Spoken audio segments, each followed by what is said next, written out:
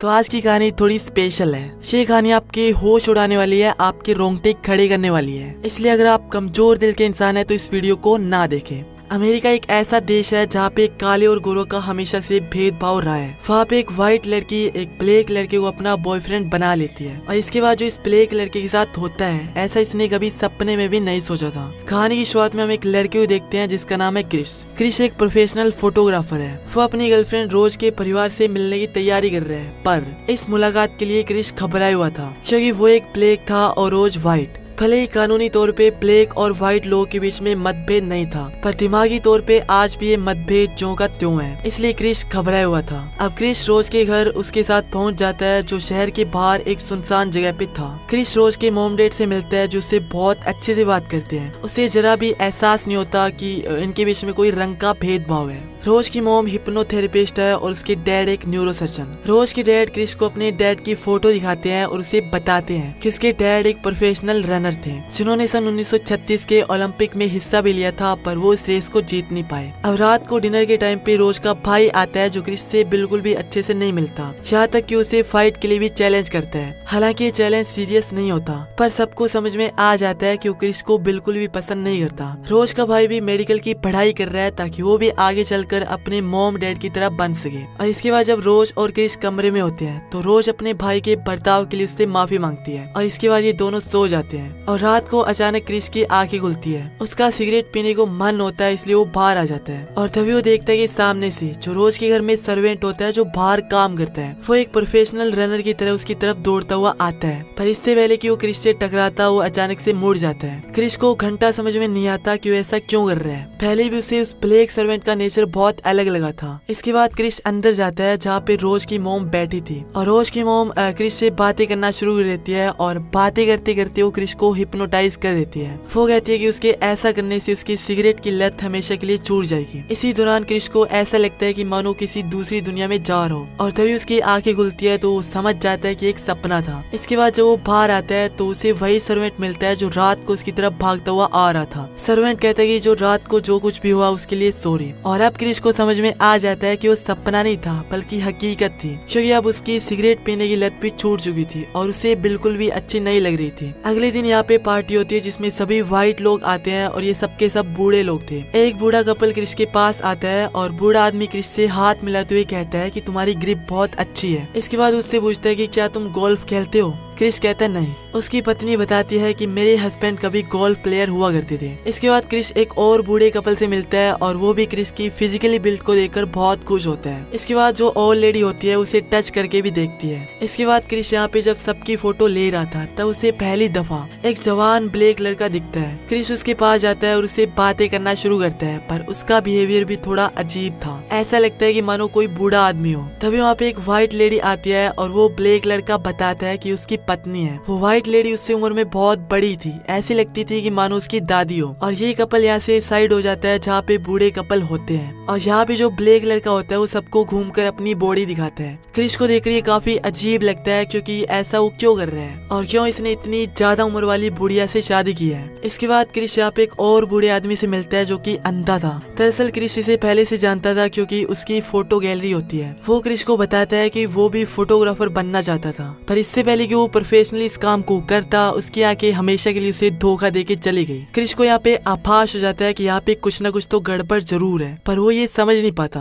Chris ऊपर जाता है जहाँ पे उसने अपना फोन चार्जिंग पे लगाया था और जैसे ही ऊपर जाता है तो नीचे जितने भी लोग होते हैं वो सबके सब खामोश हो जाते हैं। और जब क्रिस ऊपर पहुँचता है तो देखता है कि उसका मोबाइल चार्जिंग से निकला हुआ है। उसे लगता है कि यहाँ पे काम करने वाली ब्लैक लेडी ने ऐसा किया है क्योंकि उसका बिहेवियर भी थोड़ा अजीब सा था। और अगले पल यहाँ पे वो ब्लैक लेडी आ जाती है जो यहाँ पे काम करती है। वो क्रिस से माफी मांगती है और कहती है कि मैं यहाँ पे सफाई कर रही थी और सफाई के दौरान मैंने तुम्हारा फोन उठाया था, हो सकता है कि उस वक्त चार्जर निकल गया हो। हालांकि वो यहाँ पे काम करती है, वो एक सर्वेंट है, पर जिस तरह का उसका एटीट्यूड है उससे बिल्कुल भी नहीं लगता कि वो यहाँ की सर्वेंट है। ये सर्वेंट ब्लैक होती है, इसलिए क्रिस उसे अपने दिल की बात बोल देता है। वो कहता है कि मेरे चारों तरफ व्हाइट लोग हैं इसलिए मैं थोड़ा घबरा गया हूँ। और ये सुनते उस ब्लैक लेडी की की आंखों से आंसू निकलना शुरू हो जाते हैं। ऐसा लगता है कि क्रिश ने जो बात कही है ठीक वैसे ही वो भी महसूस कर रही है और वो उसे बहुत कुछ बोलना चाहती है। उसकी आंखों में दर्द होता है, पर जो उसके मुंह से शब्द निकलते हैं तो वो उसके एक्सप्रेशन के बिल्कुल अपोजिट थे। वो कहती है कि ऐसा कुछ भी नहीं है, यहाँ पे जितने भी व्हाइट लोग हैं वो बहुत अच्छे हैं, हमें वो अपने परिवार की तरह लगते हैं। क्रिश को उसका बर्ताव बहुत अजीब लगता है, इसलिए वो वहाँ से बाहर आ जाता है। बाहर जाने के बाद जो वहाँ पे ब्लैक लड़का होता है जिसने एक बुढ़िया से शादी की थी, क्रिश चुपके से उसकी फोटो खींचता है, लेकिन उसके कैमरे का फ्लैश चमक जाता है और जैसे ही लाइट उसकी आंखों पे पड़ती है तो वो पूरी तरह से शांत हो जाता है। ऐसा लगता है कि उसकी पूरी पर्सनैलिटी चेंज हो गई है और वो क्रिश से कहता है गेट आउट। वो क्रिश पे झपट पड़ता है और उसे बार बार एक ही शब्द बोलता है गेट आउट, पर पार्टी में आए लोग उसे पकड़ लेते हैं। यहाँ पे रोज के डैड उसे बताते हैं कि शायद उसको दौरा पड़ा है। रोज क्रिश को यहाँ से थोड़ा दूर ले जाती है क्योंकि यहाँ का माहौल थोड़ा गमगीन हो गया था। वही पार्टी में दिखाया जाता है कि रोज के डैड क्रिश की फोटो की नीलामी करते हैं और इस फोटो को खरीदता है हडसन, वही अंधा आदमी जो क्रिश की तरह फोटोग्राफर बनना चाहता था, पर आगे जाने के बाद उसका ये सपना पूरी तरह से टूट गया था।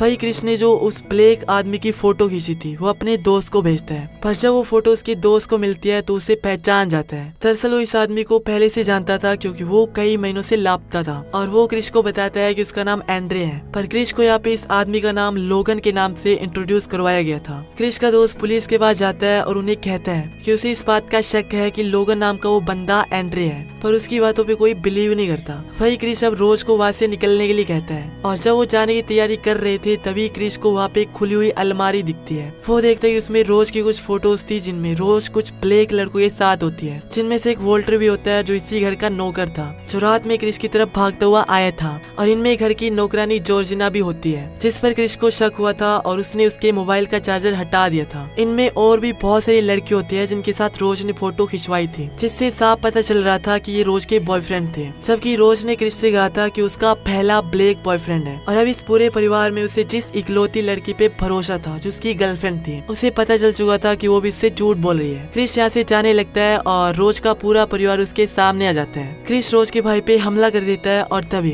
रोज की मॉम उसे एक चम्मच को चाय के कप से टकराती है, जिससे क्रिश बेहोश हो जाता है और उसे लगता है कि वो किसी दूसरी दुनिया में जा रहा है। दरअसल जब पहली बार क्रिश की मॉम ने उसे हिप्नोटाइज किया था उस वक्त भी वो चाय के कप के अंदर लगातार चम्मच को घुमा रही थी और कप से चम्मच के टकराने की आवाज आ रही थी। और यहाँ पे हमें पता चलता है कि ये एक तरह की आवाज है जो रोज की मॉम ने क्रिश को हिप्नोटाइज करने के लिए सेट कर दी है, और जब भी ये आवाज आएगी तो क्रिश पूरी तरह से उनके वश में होगा।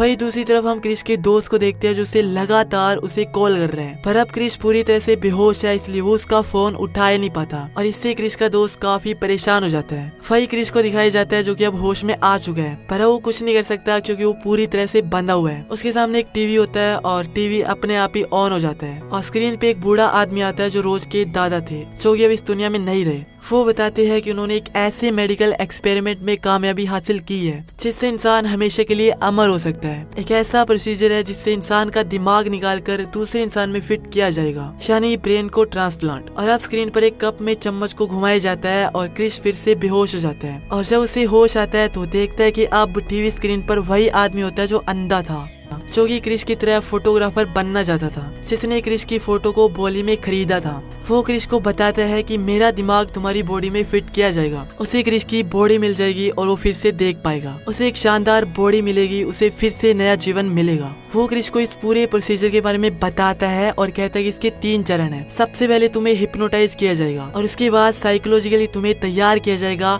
और फिर तीसरे चरण में तुम्हारे दिमाग को ट्रांसप्लांट किया जाएगा और इससे तुम्हारा अस्तित्व किसी दूसरी दुनिया में चला जाएगा जहाँ से तुम कभी भी बाहर नहीं आ पाओगे, और तुम्हारी बॉडी पर मेरा कंट्रोल होगा क्योंकि उसमें मेरा दिमाग होगा। और अब हमें ये पूरा खेल समझ में आ जाता है कि यहाँ पे क्या चल रहा है। दरअसल इंसान के दिमाग में सारी यादें होती है, उससे ही पता होता है कि कौन उसका यार रिश्तेदार है, कौन उसका परिवार है और उसकी पिछली जिंदगी कैसी थी, और जो भी इंसान सीखता है वो सब उसके दिमाग में स्टोर होता है। तो इस फिल्म के अकॉर्डिंग अगर किसी इंसान के शरीर में किसी दूसरे इंसान का दिमाग डाल दिया जाए तो उसकी पूरी बॉडी पर उस इंसान का कंट्रोल होगा। जैसे अगर किसी गाँव वालों के शरीर में किसी अंग्रेज की औलाद का दिमाग डाला जाए तो वो अपने आप ही अंग्रेजी बोलना शुरू कर देगा, और ऐसा करने पर उस इंसान का अस्तित्व भी कहीं न कहीं जिंदा रहता है, जो कभी न कभी बाहर आ ही जाता है। जैसे कि घर की नौकरानी जॉर्जिना, उसके अंदर रोज की मरी हुई दादी का दिमाग है, इसलिए जब वो बॉडी अपने आपे में होती है तो वो क्रिश को कुछ बताना चाहती है, पर उसकी बॉडी पर रोज की दादी का कंट्रोल होता है, इसलिए वो कुछ बता नहीं पाती। घर का नौकर वॉल्टर, जो कि उस घर का नौकर है, वो रोज के दादाजी थे जो कभी रनर थे, इसलिए वो भी उस रात में दौड़ रहे थे। इसके बाद हम देखते हैं क्रिश को जो अपने चेयर से कॉटन की रुई निकाल रहा था, और तभी टीवी पर कप से चम्मच टकराता है और वो बेहोश हो जाता है। इसके बाद हम देखते हैं कि रोज के डैड उस अंधे आदमी का दिमाग निकाल रहे हैं क्रिश की बॉडी में लगाने के लिए।